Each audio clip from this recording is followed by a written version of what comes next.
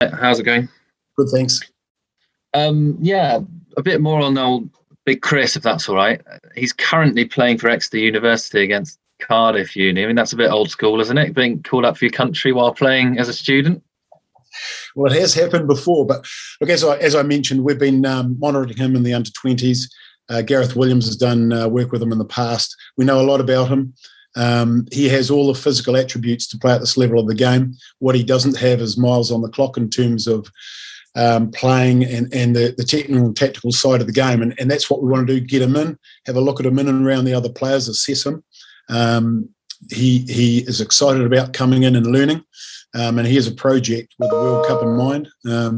And we'll see how he goes in the camp situation as to whether or not he'll get capped in this autumn series.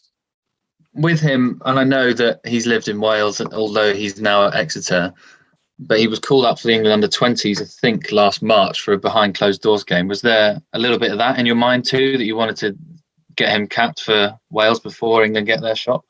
No, that game was discussed, and it was discussed with Gareth Williams, who deals with the pathway system for us, and was his under-20s coach for a while. So that game didn't coincide with any Welsh matches. He's always been available for Wales under-20s and has always been in talks with us around playing for Wales. Okay, just a wider question. You've said that you've picked players out of form, and there's lots of players that you would have liked to have picked that aren't available. With all that in mind and the schedule you've got with 4 pretty serious teams coming to Cardiff, are you kind of crossing your fingers a bit for this autumn? What's your assessment of it? Because you've kind of ridden the roller coaster, haven't you? Because the first one was about blooding people for 23. Then you've won the Six Nations, which was an epic achievement. What's your kind of assessment of the autumn going into it? Well, as I said, it's the side we would like to have taken into the series is the side that won the Six Nations. That's not possible. So we reevaluate and we look at these matches as a great opportunity to broaden the depth within the players in Wales with the Rugby World Cup in mind. And we can only deal with the cards that were dealt at the end of the day. But we will enter this as a management group as we would enter any tournament or any championship with whatever squad that we have, and that is to roll up our sleeves Monday to Saturday, prepare the team the way we'd always prepare them, and that is to go out there and put on a performance which we're proud of, and hopefully on the day that's good enough to get us a result. Nothing changes in terms of the prep, the mindset. There's just some different players in the changing room. Would you like to be judged on the results of these 4, or are you looking at more of performances like you did the previous Autumn Nations Cup last year? Well, I think we got judged by the results on every occasion, and I think we always will. It's part and parcel of what we do. It's sport, and people like winners, and no more than ourselves, because we're in this game to win. We're in this game to prepare sides to do the best they can, and we understand that it's a big responsibility to represent the country.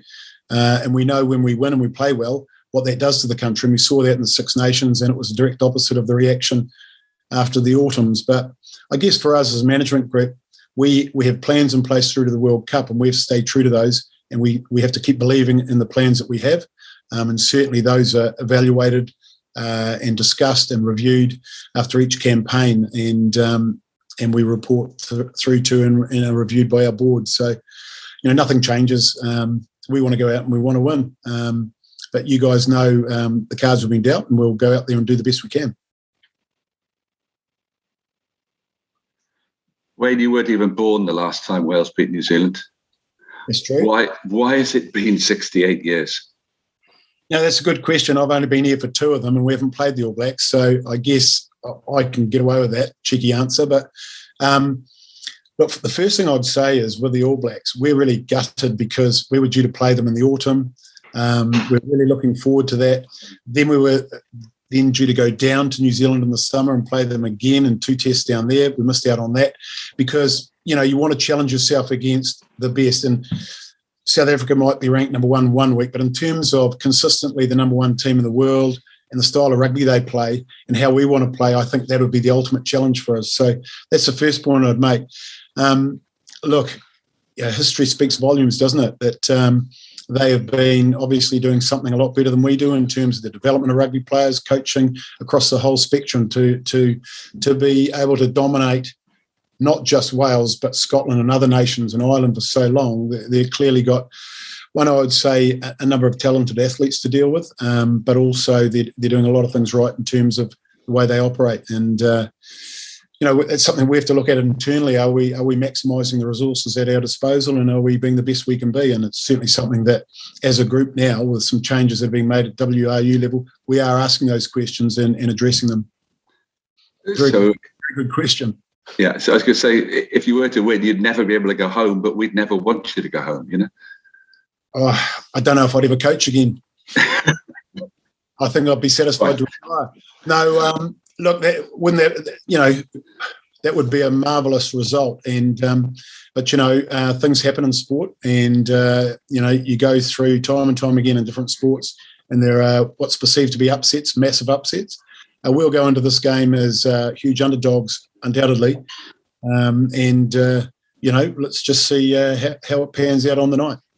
You brought Ben Carter in the summer, and he stood up pretty well. Are you looking potentially at Chunza coming through now at 6'6", 17.5 stone, virtually the same size as Alan Wynne-Jones, as potentially him being the successor to the great man?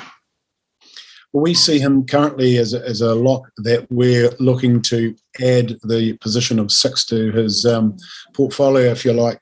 Played 6 for the under-20s, and that was at our request. Because we see him as being a different type of athlete than we have in Wales currently. We don't have a lot of men his size playing in the back row at 6 or 8. And so we see him as an asset to Welsh rugby. And it's certainly what we're trying to do here is not so much fast track him, but give him all the resources he needs to be the best he can be. And we want to work with him on a regular basis. So that's conversations I've had with him. We've been upfront about that, and he's excited about that opportunity. He knows he's nowhere near the finished product, but what he has got is a physique and strength levels and things that we can't coach. In his last interview, he said he was targeting the 2023 World Cup. You've now put him in here. Is that a realistic goal for the young man? Oh, the realistic goal for him is that he'll be coming into training the Monday of South Africa to be part of the squad. He will learn a hell of a lot. He'll work very, very hard, and he'll understand what it takes to train and be involved at this level. So he'll take away a lot of learnings. Now, as I say, depending on how he goes in that environment, or this environment, will determine on whether or not he gets game time. He'll be treated like any other player. It's one thing to be selected. You've then got to front up in camp, and you've got to be able to handle the rigours of the training sessions that we have. Because we operate at a different level from club level, and we have to do that to compete at this level. And he'll get his eyes open. Finally, we're all selectors. What has poor old Tommy Reffell got to do to get into your head?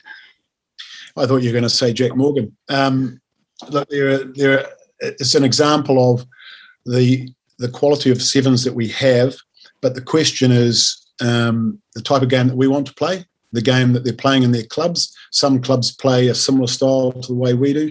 Some play a totally different style, and the players don't get to work in the areas of the game which are important to us. So it's understanding there's a style of game we want to play. There's positional requirements within that, and 7 is no different to any other position. And you have to have a skill set to fulfill that role. Along with that, you have to have the fitness levels to play at this level, and you have to have the repeatability and the top end gas. So when you look at all of those things, some of those players tick some of the boxes and not all of the boxes.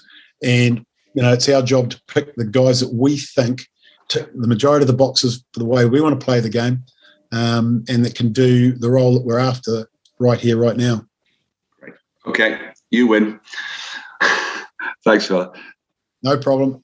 I have spoken to Tommy pre-selection a couple of weeks ago, so he knows he's on the radar, as is Jack Morgan. But those boys, they review their performances every week, and they know how well they're going, and they know the work they have to do. Hi Wayne, Steph here. How are you? Good, thank you, Steph. Good. In terms of Team Barsham, then the man who has had the nod, obviously man of the match against Connaught last weekend. What does he bring then that the other two don't bring at the moment? Oh, look, I think he's got a great skill set, great power, great pace, can play in the wide channels, brings X factor to the 7 jersey, and is slowly developing the dark art, if you like, of the breakdown. It started off with Sam Warburton doing work with him. Gethin Jenkins of late has been doing the work with him, and he's improving in that area. We've invested time in him because we believe he has the power output, the speed, and the skill set. And so the dark arts, we think we can improve over time.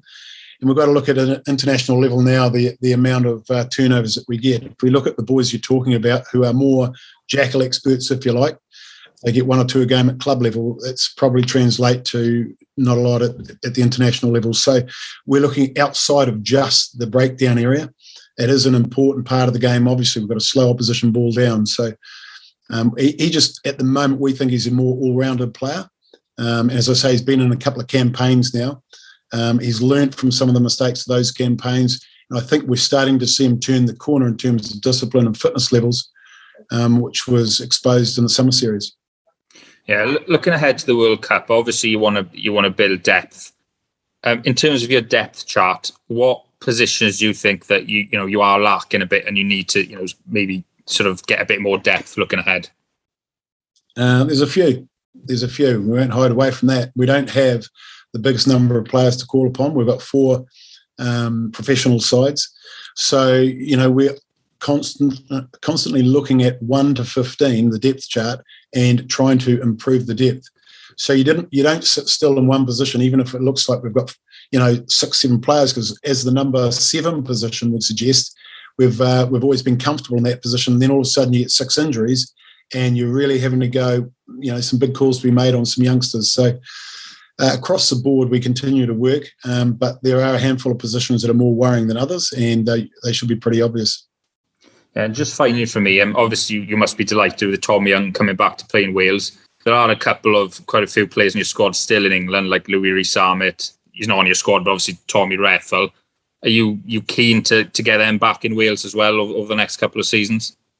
Yeah, and we're keen to work closely with the clubs, and through our rugby management board, we're doing that. And in the last 12 months, 24 months, you would have seen a number of international level players coming back to Wales, and we've been in the thick of that with the clubs helping them to get those players back. And the more players that are playing in Wales, it shows. Tommy Reffel, Thomas Young. Do we want 2 sevens that can't be there for the first 2 weeks? These are the juggling acts that go on behind closed doors in the selections. So it's like the 10s, we've got 2 out there. We'd rather have 1 out there or none if possible. So from a selfish Welsh team point of view, we'd love all our players playing in Wales. So will we see more coming back over the next couple of months? Look, I'd be surprised if there aren't more coming back in the next 12 to 24 months. Certainly, we keep a good exiles program going here. We monitor their games every week, and from time to time we're having the rugby conversations we feel we need to have. Brilliant. Thanks, Wayne, and good luck for the autumn. Thank you.